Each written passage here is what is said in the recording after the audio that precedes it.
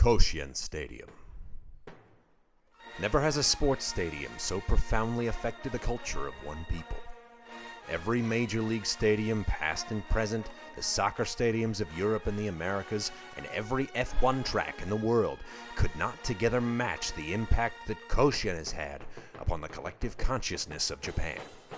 Built in 1924, it is almost as old as baseball itself in Japan. Throughout the country, it is instantly identifiable as not only the home of the Hanshin Tigers, but more importantly, Koshien is widely known as the home of the biannual high school baseball tournament that, unofficially, bears the stadium's name. The stadium itself was built for the tournament, which dates back to 1915, and every year, the best high school teams in the nation play for supremacy over all of Japan in front of sold-out crowds and millions of eyes glued to their TV sets. The images are striking.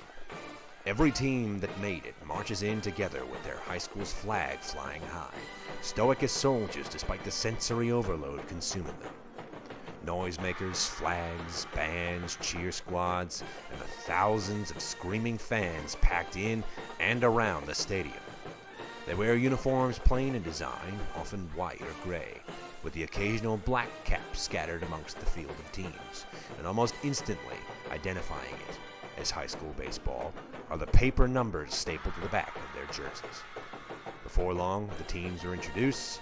The first two teams on the day's schedule take the field, stand at attention facing each other at home plate, greet and bow to each other, and away it goes. The next few days are a cacophony of aluminum, leather, dirt, blood, brass, alcohol, crying, bruises, and injuries until the final out in the final game is made. After all this is over, the stars of the tournament head to college, preferably to play in the Tokyo Big Six, or even to the pros. But for most, just as quickly as it began, it ends. The boys take their college entrance exams, head off to become doctors, lawyers, salarymen, and the like. They might watch their classmates continue to climb the ladder, but they'll mostly stick to watching their pro team of choice on TV after work. And whenever they flip on next year's Koshien, they reflect back to a more innocent time. A time where a baseball tournament was nirvana. A time of eternal promise and vigor. One where a once-in-a-lifetime chance for every eye in Japan to be on you while you play a simple game where you throw and hit a ball with a stick to the best of your abilities. In that time, money didn't matter. Your obligations had no consequences. You had your whole life ahead of you to become the man you can be. All you had to do was win, and you would try your hardest to do just that, but you knew, as long as you had your brothers by your side, and you all worked together to achieve this one singular goal, the ultimate success could be possible. All of this youthful innocence and exuberance, this pure, honest blood, sweat, and tears on display in front of the whole country, and this ideal of the perfect game, is all contained within one word for every man, woman, and child in Japan: Koshien.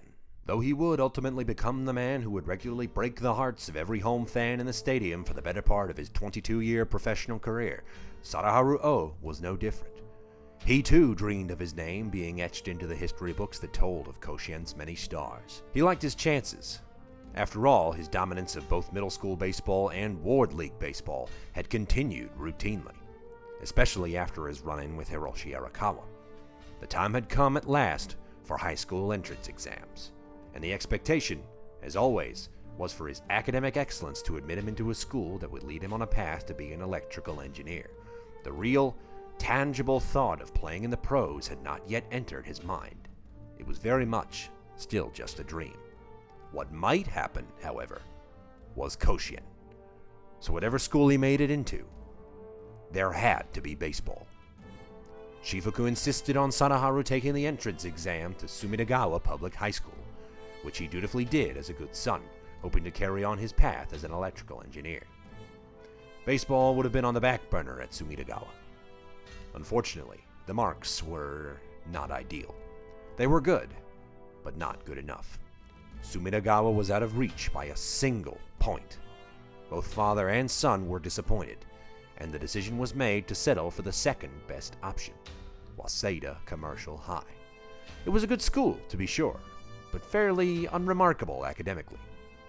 As Shifuku and Sadaharu were both getting used to this new future, a local sporting goods shopkeeper offered to take Sadaharu and another Ward League ball player who got into Waseda Commercial to tour the campus. Logically, Shifuku thought this would be a classroom and facilities tour, so of course he agreed to let him go.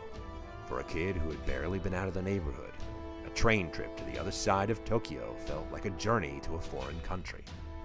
After a long ride, the two boys stepped off the train. Out of the smoke and dust that the engine had kicked up rose a chanting out of the nothingness.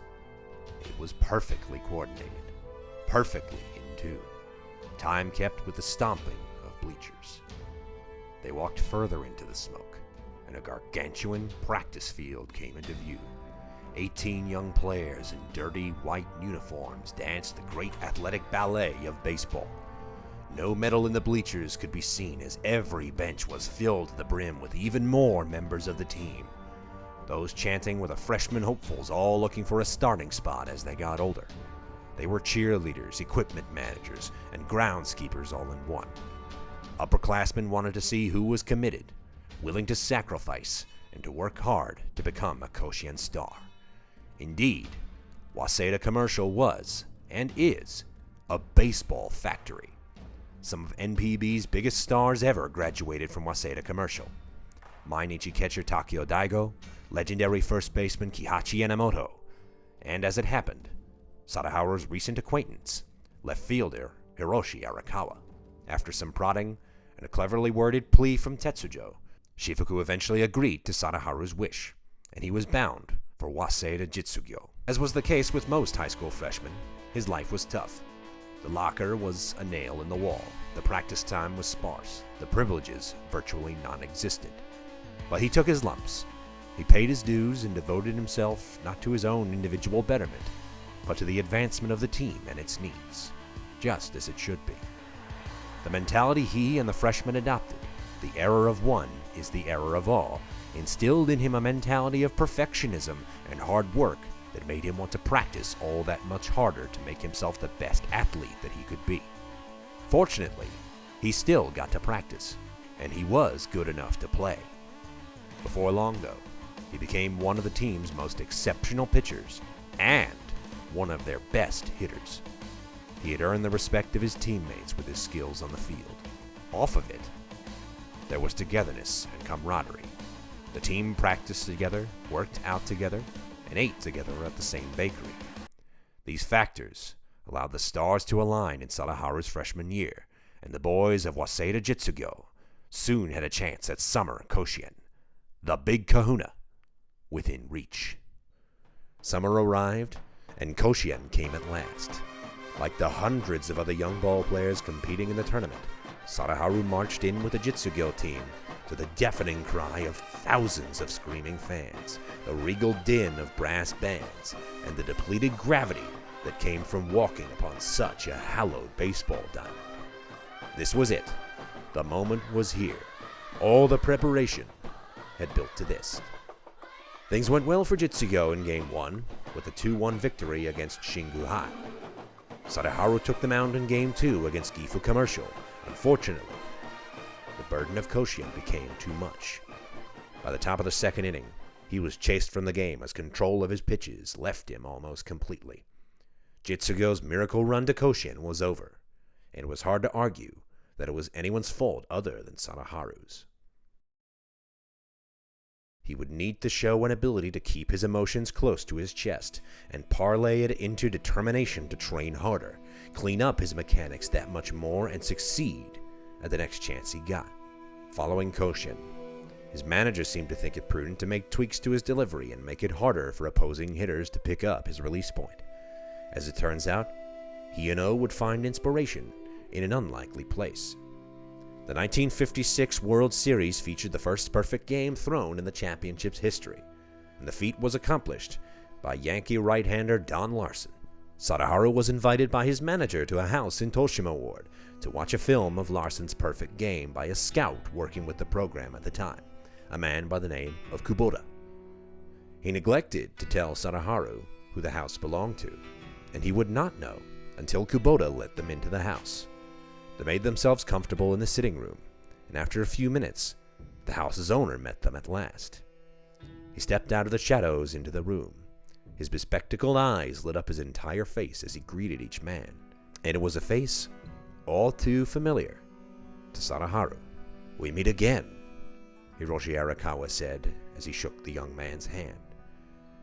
He had remembered Sadaharu very well indeed, and was delighted to find that the boy had chosen Jitsugo at which to play out his high school career.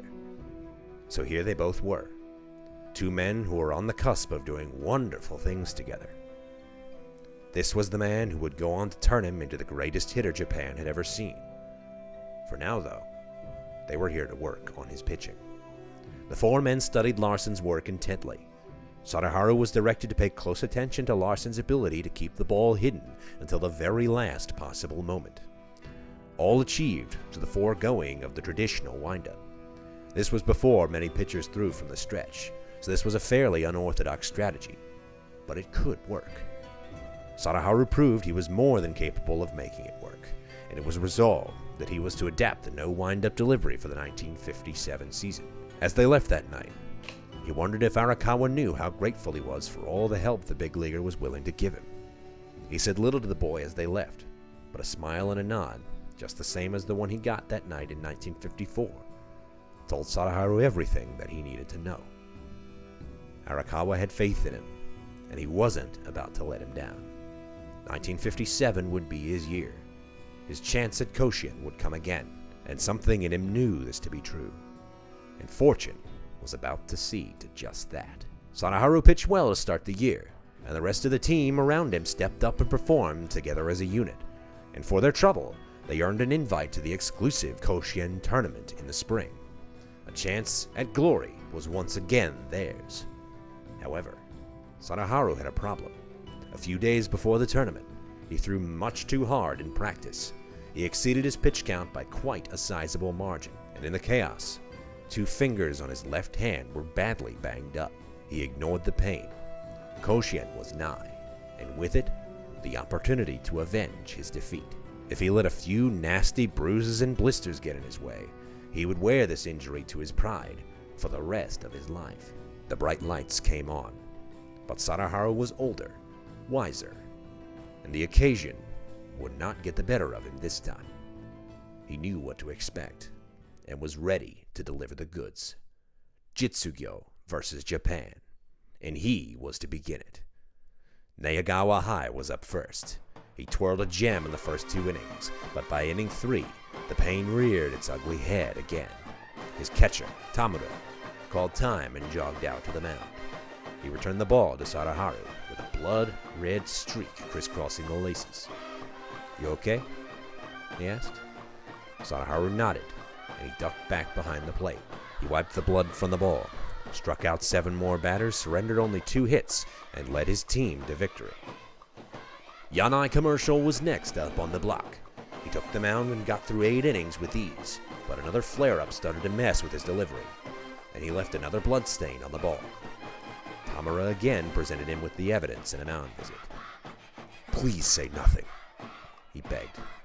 Tamura nodded and returned to his position, and the gem Sadaharu was twirling, 11 strikeouts with no walks of 9-inning baseball, rolled on into another victory for Jitsugyo. The championship was close now. The buzz among the team was palpable. The media sang their praises. The fans followed them wherever they went. The big moment was almost here.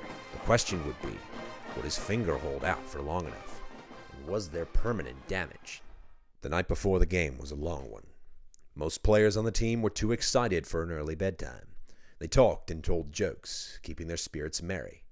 And Sadaharu was the only one who was scared. All kinds of feelings rushed over him. Excitement, yes, but pain, guilt, and a profound sense of dread as well. He held a secret from his team.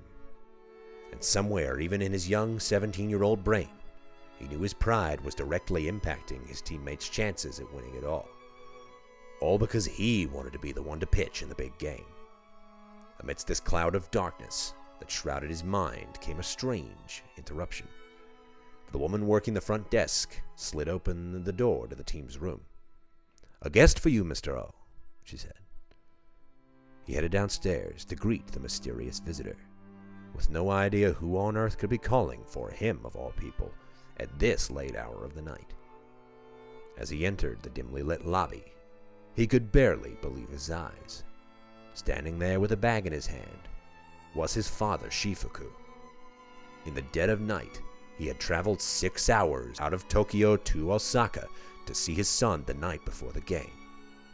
He asked Sadaharu to show him to his room. "Your finger is injured, isn't it?" he asked matter-of-factly. The boy had no idea how he knew this. "Never mind that now. That's why I'm here." Shifuku revealed to his son just how many games he'd been watching on TV. It was rather obvious to tell how banged up Sadaharu was. He set to work immediately when they were alone. He unwrapped the bag and withdrew a bottle of old Chinese wine and a block of ginseng root. After asking Sadaharu to grab a cheese grater and a bowl from the kitchen, he gripped Sadaharu's trembling hand and began grating the root.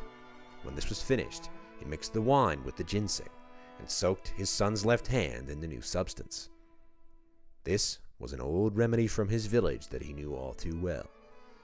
And when he saw how his son had moved his fingers throughout the 2 full games he'd watched, Shifuku knew exactly what he needed to do. As Sadaharu's hand began to dry, he was blown away. The cuts disappeared. The pain began to dull. It was magic. He was thrilled. "Please, won't you stay the night?"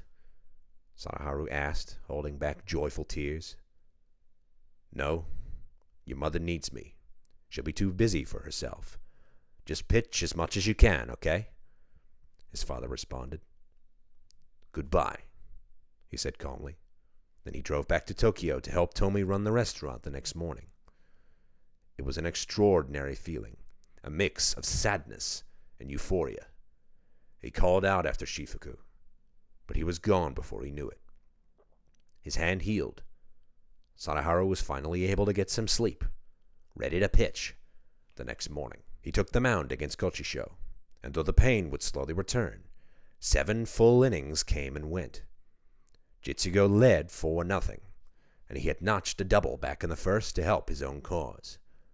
On he came for inning number 8, and the pain became too much. His control began to vanish, and the walks began to damage his sterling outing. 4-0 soon became 4-2, but fortunately, he was able to escape. 1 more inning to go, top of the 9th, a 2-run lead to work with. It began well, 2 up, 2 down, 1 more out. 4 pitches later, there was a runner on first. His body was screaming, but with all his might, he kept his cool. As he stared, the runner widened his lead. Another step towards second, then another, then another. Bingo.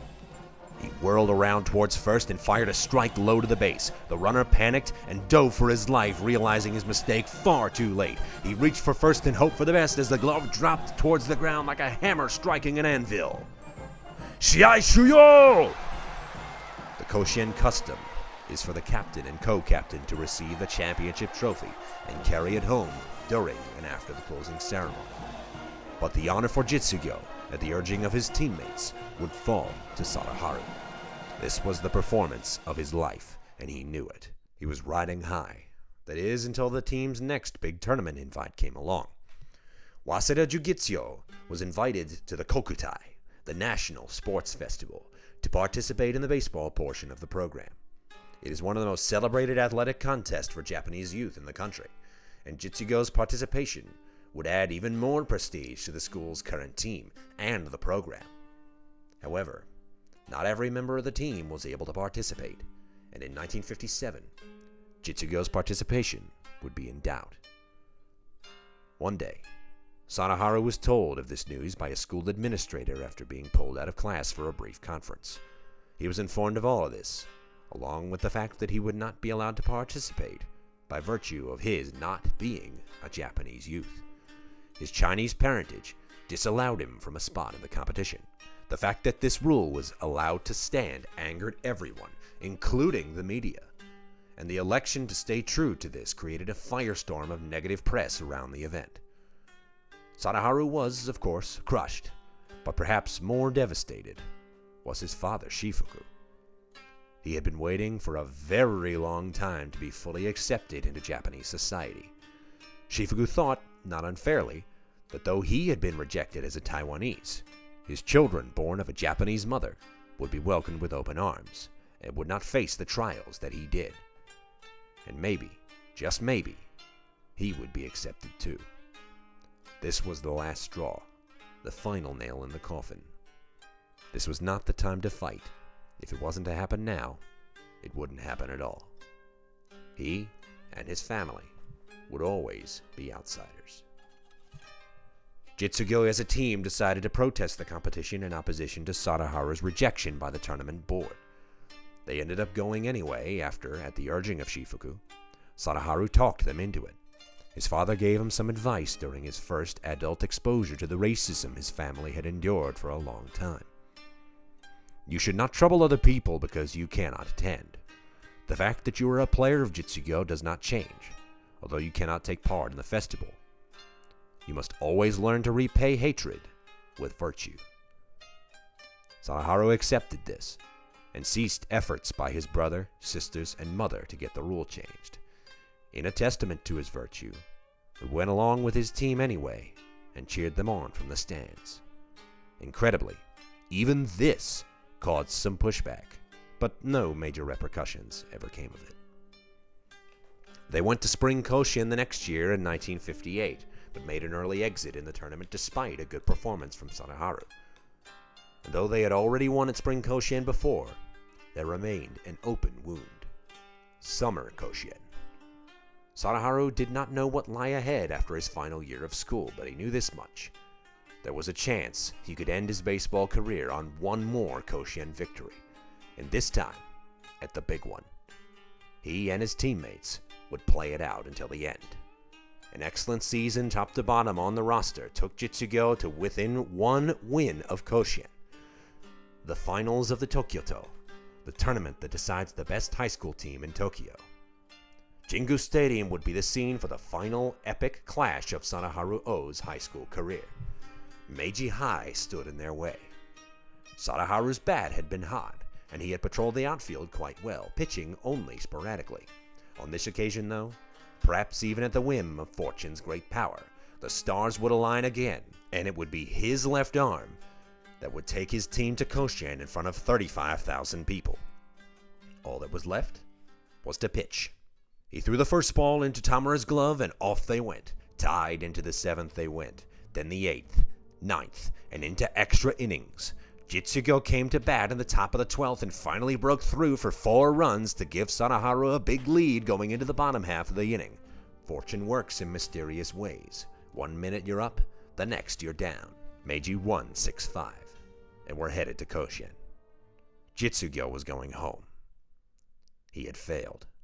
Despite giving it his all, baseball would end in defeat. Fortune had smiled upon him, given him his Koshien victory. Friends that would stay with him for the rest of his life. Never-ending pride in his accomplishments from his entire family. And now he could make peace with his heritage, his magical childhood, and his future as an electrical engineer. If nothing else, his name would be etched into the Koshien history books forever, and he would join the ranks of the many great Waseda Jujitsu players in the school's proud history.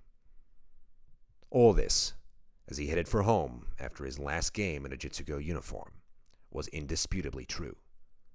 Still, the pain was inescapable. After all he'd been through, all his hard work, all his triumphs, and everyone he'd met along the way, how could it all end like this? Having to live the rest of his life with the reason he never went any further being totally avoidable if it all hadn't fallen apart in that one crushing defeat. How could fortune desert him like this? How could this story be over? Well, as you can imagine, this story is far from over.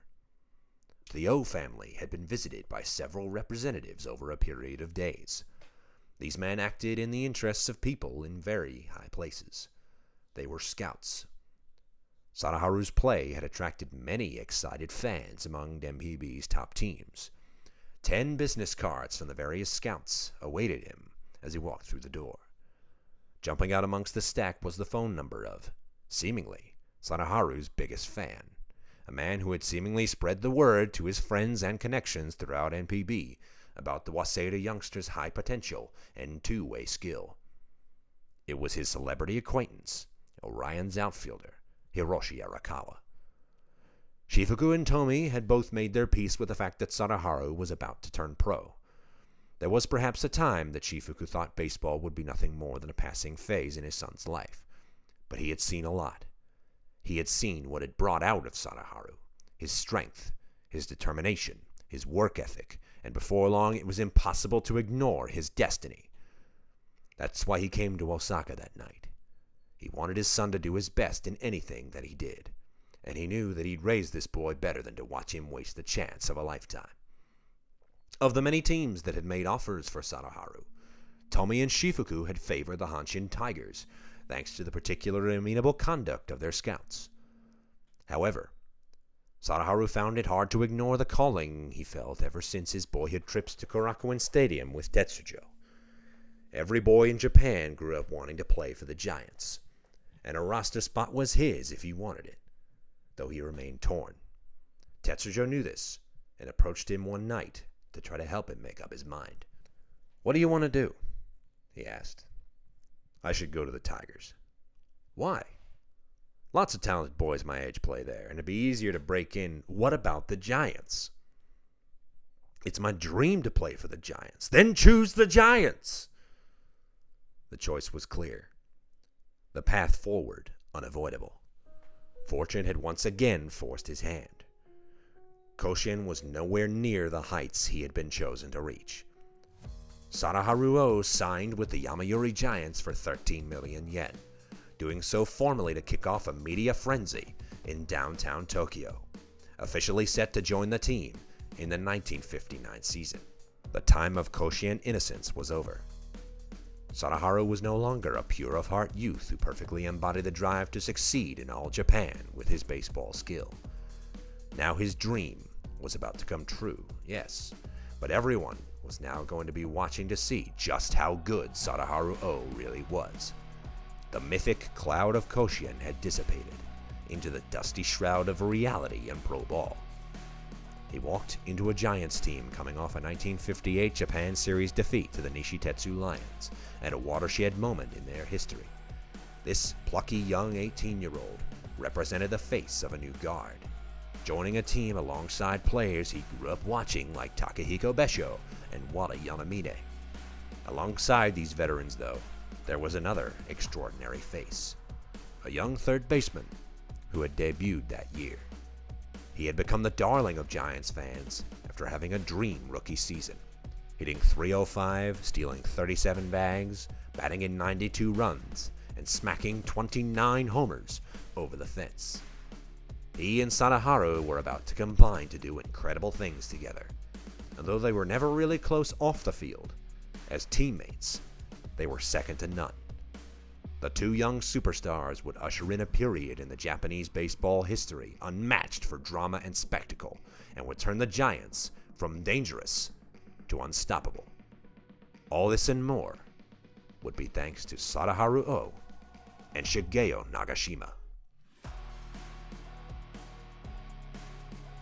Thank you for watching part 2 of The Tale of the King here on the Global Baseball Network. Please do like and share this video if you enjoyed it, and you know somebody who would enjoy it right along with you. And be sure to hit the subscribe button and the bell icon down below the video screen to be notified every time we upload a new video, including part 3 of this very series. I've been Marshall Lamert. This again has been part 2 of our documentary series, The Tale of the King, here on the Global Baseball Network. Thank you very much for watching. We'll see you in the next one. But for now, that's the game.